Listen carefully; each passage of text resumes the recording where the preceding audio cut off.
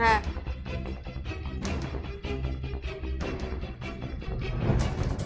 নমস্কার, ডিজিটাল বাংলায় আপনাদের সকলকে স্বাগত। আমি পর্ণা রয়েছে এই মুহূর্তে আপনাদের সাথে। যে খবরের দিকে নজর রাখবো, সিপিআইএম ছেড়ে 40 জন ভোটার বিজেপির পতাকা তলে সামিল বিলোনিয়ায়।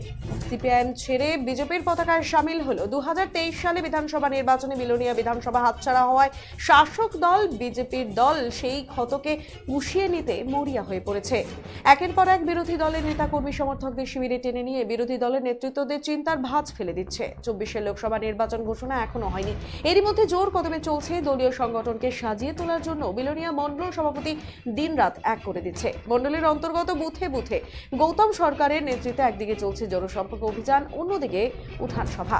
এই সভাতে নবাগতদের দলে বরণ করে নিচ্ছে নেতৃত্বরা।